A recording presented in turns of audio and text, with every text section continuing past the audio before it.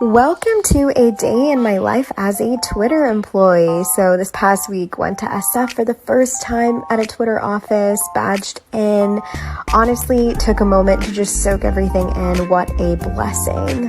Where's everybody? So started my morning off with an iced matcha from the perch. Then I had a meeting, so quickly scheduled one of these little pod rooms, which were so cool. They're literally noise canceling. Took my meeting, got ready for lunch. Look how delicious. Hold up, is that a shrimp at work? Wow. When I worked on Wall Street and we worked like crazy 12 hours sometimes, you only had time to run out downstairs. You didn't even cross the street. Right outside of our building was a sausage truck. So you know how desperate you gotta be to eat if you get willing to eat sausage from a truck in Midtown Manhattan, no downtown Manhattan. Yeah, they weren't serving shrimp, but you know, hey, capitalism, yay. I'm glad for them. Food legs. All right, I'm a little jealous. That looks pretty good. Oh my goodness, I was so overwhelmed. Then made my way down to this log cabin area. I don't know what this is, but it was really cool. Played some foosball with my friends to kind of unwind a bit. Also found this really cool meditation room that I thought was super neat. I didn't do any yoga, but they have this yoga room if you are a yogi. So again, where is everybody? They're heating and cooling a whole lot of empty space. Also thought that was really cool. Oh, there they are. There's the three other people in that giant office. Okay. Had a couple more meetings in the afternoon, had a ton of projects that we needed to knock out. Say hi to my teammates. Went to the library to kind of get some more work done. Obviously had to have our afternoon coffee, so made some espresso.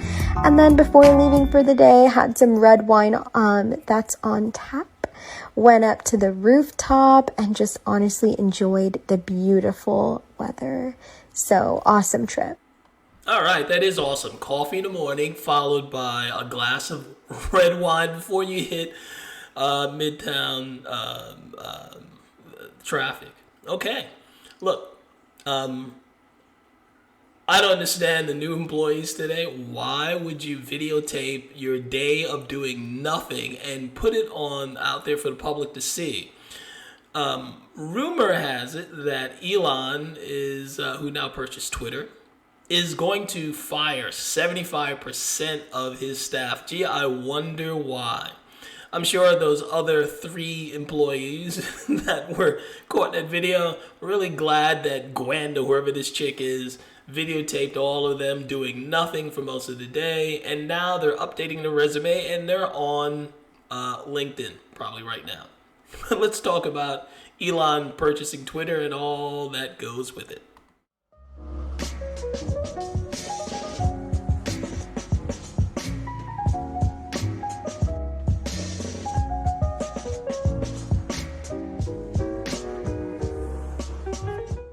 Hello everyone, this is Keith. Welcome to the Ghetto Sapien channel, your home of inner city intelligence. Gotta excuse my outfit. I've had insomnia, so I've been up like most of the nights, like 4 in the morning as I'm videotaping this. So this is what you get. This crap. Anyway, so enough about me. So you probably heard the news that the deal for Twitter finally went through and Elon Musk is now the owner. The left's their hairs are on fire. They're having a fit. People on the right are laughing. I think it's just very interesting. I think there's a reason why the left is on fire. Now, the minions are mad.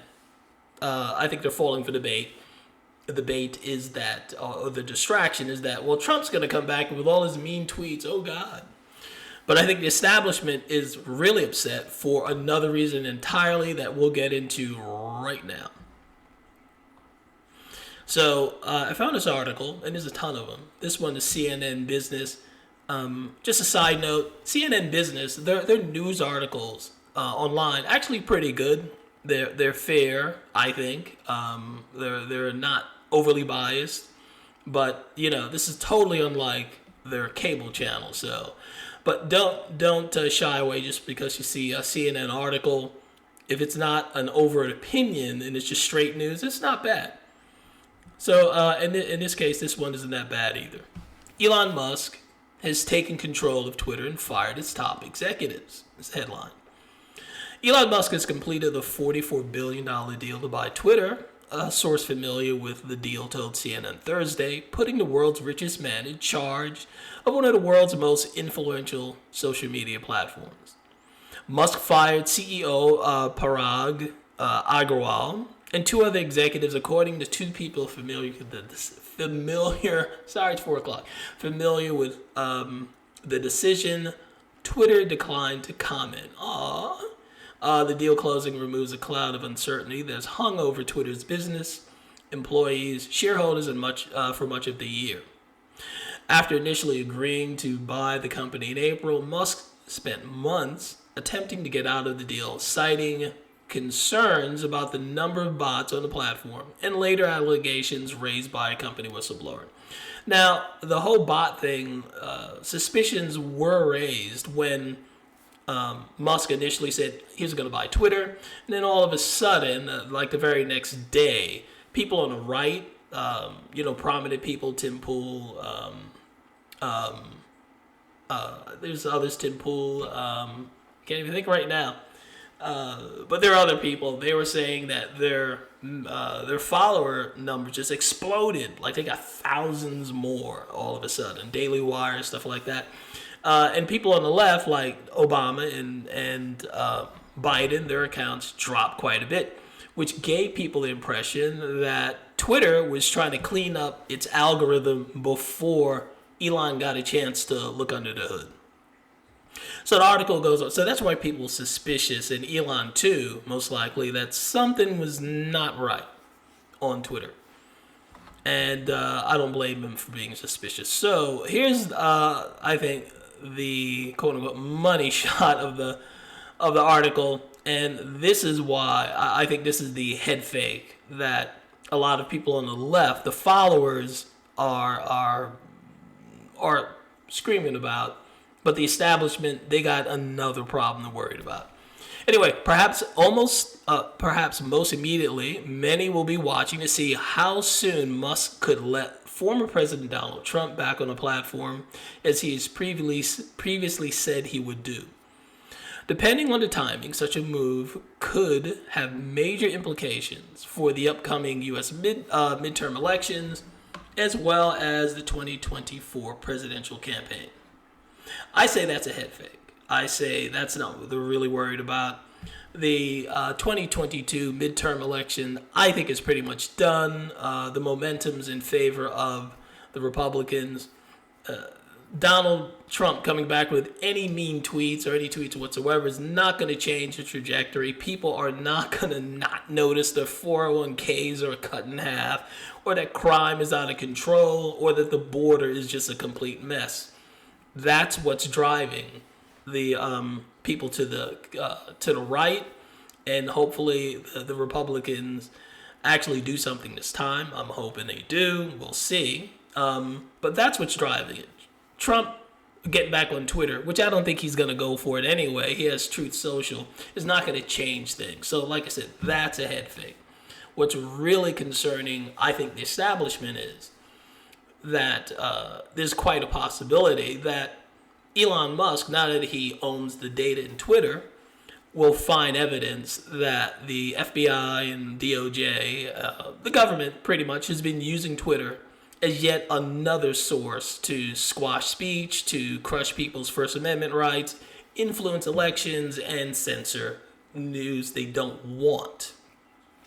Now, this isn't the first time this has happened. Just a couple of months ago, you had the video on Joe Rogan with Mark Zuckerberg admitting that the FBI hinted to him in so many ways that they need not to spread the Hunter Biden laptop story back in 2019, which definitely influenced an election. Again, Zuckerberg admitted that was the case on during the Joe Rogan podcast. So you have that. And then Jen Psaki, this is during the height of COVID, also admitted that they more or less tell social media, they told them what stories to push, which ones to crush, which one, that favored their interpretation of COVID, the COVID response and the pandemic. So we already know that the government, at least this government, has no problem using big tech to censor speech they don't like. I think if more evidence comes out, more government skepticism will be the result. And frankly, I don't think we have enough. I think too many people see their favorite politicians or their favorite party as just like superhuman. Like they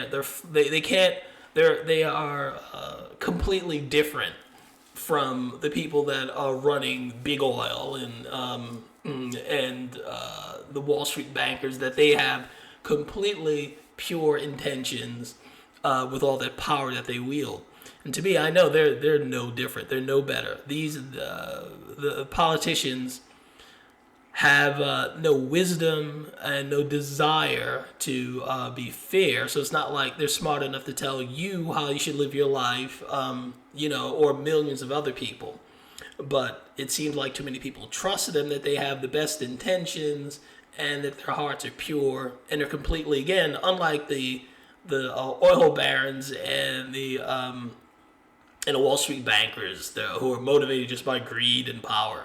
Yeah, your politicians are too. Almost every last one of them, at least most of them. Enough that you should just, in general, just keep them at arm's length. Just treat them like plumbers. They just do their job and they should go away. And I think the more we find out that government's behind, crushing of speech, the more skepticism and the less tribalism we'll have. And I think the country would be better off for it. So that's my take. I hope that Elon Musk actually follows through with what he plans, what he says he's going to do by opening up free speech and allowing more discussion between us. Because I think the country will be much healthier for it if we're not into punishing bad ideas, more so that we're into debating them with good ideas. So, again, that's my take on this. What's yours? Like, share, comment, and subscribe.